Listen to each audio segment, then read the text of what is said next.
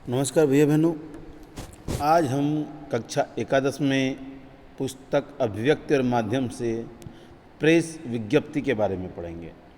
तो प्रेस विज्ञप्ति क्या होती है और इसको कैसे लिखा जाता है, आइए इस बारे में कुछ जानकारी हासिल करते हैं। सबसे पहले प्रेस विज्ञप्ति क्या है। तो भैया बहनों, प्रेस विज्ञप्ति सरकारी आलेख का एक महत्वपूर्ण प्रकार है। जब सरकार के किसी विभाग के द्वारा, सरकार के बहुत सारे विभाग होते हैं, अलग अलग डिपार्टमेंट होते हैं, तो किसी भी डिपार्टमेंट के द्वारा कोई निर्णय लिया जाए और वो निर्णय वो जनता तक पहुंचाना चाहते हैं विस्तार पूर्वक, तो उसके लिए विभाग सूचना के आलेख को तैयार कर पत्र प्रकाशन संस्थान के संपादक को पत्र में प्रकाशित करने के लिए प्रेषित कर देता है। यानी सरकारी विभाग कोई है और वो जनता के लिए कोई फैसला ले रहा है। जैसे सरकार के विभाग ने फैसला लिया कि बिजली पर जो बढ़ा हुआ बिल है वो माफ़ किया जाएगा, ठीक है, तो उसकी एक प्रेस विज्ञप्ति निकालनी डिपार्टमेंट को। तो वो प्रेस विज्ञप्ति डिपार्टमेंट की तरफ से तैयार करके संपादक के पास भेजी जाएगी और उसको बताया जाएगा कि ये कब छपनी है, उसकी डेट बताया जाएगी उसे को कि भाई अगर मैंने आज 15 तारीख में लिखी तो आप इसको 18 तारीख को छापना और ये योजना जो है वो 20 तारीख से लागू हो जाएगी। तो इस प्रकार वो सूचना उसमें दी होती है, तो वो उनको भेज देता है। फिर प्रकाशन संस्थान के द्वारा जो आलेख मिला है उसको वो हूबहू बिना किसी संशोधन के छापता है, क्योंकि वो एक सरकार के द्वारा प्रेषित किया गया हुआ है। तो उसमें वो अपनी तरफ से संपादक कोई भी शब्द का बदलाव नहीं कर सकता। तो इसलिए बहुत ही महत्वपूर्ण होता है और ये सरकारी विभागों की तरफ से ही दी जाती है या किसी संस्था के द्वारा दी जाती है। चलिए थोड़ा सा और जानते हैं इसके बारे में। जैसे मैं आपको एक ये विज्ञप्ति का उदाहरण दिखा रहा हूँ। कार्यालय जिला बेसिक शिक्षा अधिकारी बांदा। अब इस डिपार्टमेंट ने एक विज्ञप्ति निकाल ली है, प्रेस विज्ञप्ति। तो आप देख सकते हैं कि किसी पत्रांक के संबंध में, यानी कोई पहला इनका था लेटर उसके संदर्भ में है, तो उसका अंक दे दिया और दिनांक लिख दी। अब विज्ञप्ति को हाईलाइट कर दिया क्या है, और विज्ञप्ति क्या है कि उत्तर प्रदेश बेसिक शिक्षा परिषद द्वारा संचालित परिषदीय प्राथमिक विद्यालयों के 12,460 सहायक अध्यापकों के पद पर नियुक्ति हेतु निर्गत शासनादेश संख्या ऐड निकली होगी, जो उस ऐड का नंबर है। ये कब निकली थी? दिनांक 15 दिसंबर 2016। 2016 में कोई ऐड निकली थी, उस पर कोई परेशानी आई थी, उसका फैसला जो है दिनांक 18/4/2018, 2 साल बाद। जनपद बांदा हेतु जिन अभ्यर्थियों द्वारा निर्धारित प्रक्रिया अनुसार ऑनलाइन आवेदन किया एवं जो अभ्यर्थी भर्ती प्रक्रिया के अंतर्गत चयनित नियुक्ति हेतु दिनांक 18 मार्च 2017 से 20 मार्च 2017 को आयोजित होने वाली प्रथम काउंसलिंग में उपस्थित हुए थे, उन्हें सूचित किया जाता है। तो ये बेसिकली प्रेस विज्ञप्ति किन लोगों के लिए है? जिन्होंने जॉब के लिए अप्लाई किया था 2016 में, ठीक है, और उसके बाद उन्होंने जो भर्ती प्रक्रिया में जो पहली एक काउंसलिंग हुई थी 20 मार्च 2017 में, 18 मार्च 2017 से 20 मार्च 2017 तक के बीच में, उसमें वहाँ प्रेजेंट होकर के काउंसलिंग में प्रेजेंट होकर के अपनी डॉक्यूमेंट्स वगैरह जमा करवाए थे। तो उन लोगों के लिए ये सूचना है। क्या सूचना है?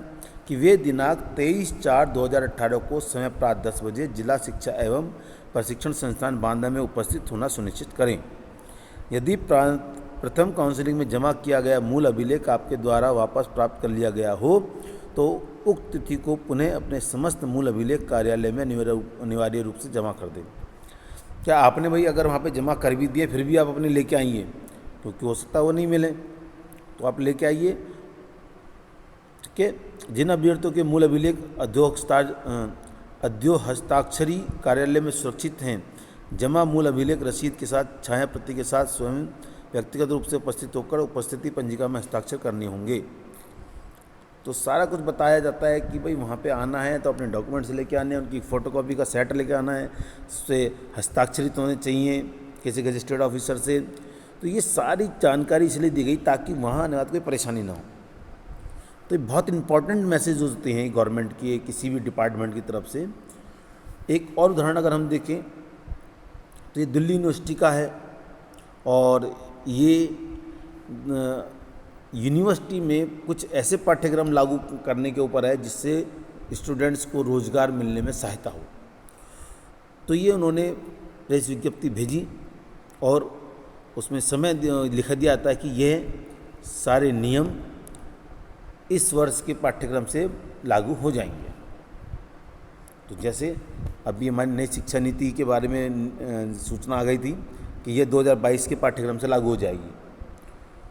अगर उसी दौरान कोई अर्जेंट इसके अंदर कोई चीज़ कम होती है या इसकी डेट बढ़ती है तो प्रेस विज्ञप्ति आ जाएगी कि जैसे जैसे उस दिन के पत्रक में ये डिसाइड किया गया था कि ये 2022 से लागू होगा, किंतु किसी कारणवश यह पाठ्यक्रम 2022 से ना होकर 2023 से लागू होगा।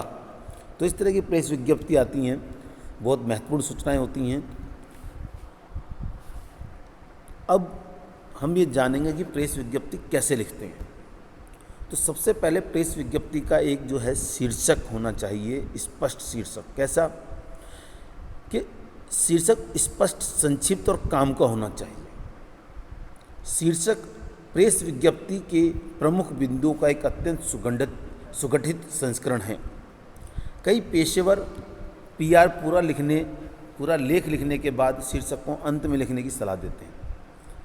मतलब जो इसके स्पेशलिस्ट होते हैं वो क्या कहते हैं कि आप पूरा लेख लिख लो पहले और फिर उसका शीर्षक दो। इससे क्या होगा कि पूरे लेख को समराइज करके एक टाइटल आप दे पाओगे, क्योंकि किसी डिटेल को पढ़कर उसका शीर्षक चुनना आसान होता है, किंतु शीर्षक के आधार पर डिटेल लिखना थोड़ा मुश्किल होता है। तो इसलिए सब सलाह देते हैं कि आप पहले पूरा डिटेल का जो भी अपना लिखें विज्ञप्ति को, उसके बाद उसका एक शीर्षक दें। ठीक है। दूसरी बात, इसकी रूपरेखा तैयार करें लिखने से पहले। प्रेस विज्ञप्ति को एक समाचार कहानी में प्रदर्शित करना चाहते हैं तो उसे वैसे लिखें। और ये याद रखें कि जो पत्रकार होते हैं, संपादक होते हैं, वो इतने व्यस्त होते हैं कि वो आपको उसके बारे में ज़्यादा ध्यान नहीं देते हैं, क्योंकि ये हूबहू वैसे ही छापना होता है। और अगर उन्हें कुछ उसके बारे में अलग से जानकारी देनी भी है तो वो आपके द्वारा प्रोवाइड कराई गई जानकारी को ही सफिशिएंट मान के उसके बेस पे ही लिखते हैं। तो इसीलिए आप उसको जब भी लिखें तो उसमें निम्नलिखित जो हम कहते हैं WH फैमिली, उसके बारे में स्पष्ट बताएं। वो क्या क्या है, कौन, यानी कौन दे रहा है इस विज्ञप्ति को, क्या है ये विज्ञप्ति, कब ये विज्ञप्ति छपनी चाहिए, कहाँ से, डिपार्टमेंट के किस हिस्से से, किस क्लर्क की तरफ से ये आई है, किस अधिकारी की तरफ से आई है, क्यों आई है, और ये कैसे लागू होनी है, क्या है, वो सारी चीज़ इसमें डिफाइन होनी चाहिए। तीसरा इसका और जो महत्वपूर्ण वो है कि आप इसको पाठकों के लिए साफ, स्पष्ट और अनुकूल बनाएं। यानी इसमें घुमावदार भाषा नहीं होनी चाहिए, स्पष्ट टू द पॉइंट बात होनी चाहिए। आप उसे पॉइंट वाइज भी लिख सकते हैं, एक पैराग्राफ के रूप में भी लिख सकते हैं, लेकिन पैराग्राफ के रूप में लिखे ज़्यादा अच्छा रहेगा। और उसमें कुछ महत्वपूर्ण बिंदु उनको पॉइंट में लिख देनी चाहिए। तो जब आप प्रेस विज्ञप्ति छपने के लिए भेजते हैं तो उस पेज पर और भी प्रेस विज्ञप्तियाँ हो सकती हैं जो छप रही हों। तो ऐसे में आपकी प्रेस विज्ञप्ति छपे तो ज़रूरी है कि आप उसको इतना स्पष्ट बना दें कि संपादक को उसमें कोई भी काटछाट करने की आवश्यकता ही ना हो। वैसे तो संपादक उसमें कुछ छेड़खानी करेगा नहीं, लेकिन उसको पढ़ने के बाद उसे लगता है कि कुछ अस्पष्ट निर्देश आ रहे, समझ में नहीं आ रहा है, तो वह डिपार्टमेंट से संपर्क करके उसके अंदर कुछ फेरबदल करने की बात कर सकता है। जैसे आपने लिख के भेजी प्रेस विज्ञप्ति, उसमें त्रुटि मिस्टेक हैं, मात्राओं की या स्पेस की, एडिटिंग की बहुत सारी कमी है, तो वह उसको ठीक करेगा। तो ऐसे करने में क्या होता है कि समय की बर्बादी होती है, तो इसलिए ऐसी विज्ञप्तियों को रिलीज़ करने में वो कोताही बरतते हैं और उनको डिपार्टमेंट को वापस भेज देते हैं, इसको ठीक करके भेजो।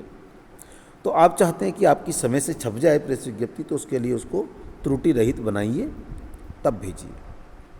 तो ये मुख्य रूप से इन बातों का हमें ध्यान रखना पड़ता है प्रेस विज्ञप्ति के समय। तो इसके बारे में हम आपको कुछ एग्जाम्पल्स देंगे, फिर आप उसको लिखिएगा। जो 2 एग्जाम्पल इसमें हमने दिए आपको, वो थोड़ा पढ़िएगा, जिससे आपको समझ में आए कि प्रेस विज्ञप्ति किस प्रकार लिखी जाती है। तो भैया बहनों, इस वीडियो में इतना ही। नमस्कार।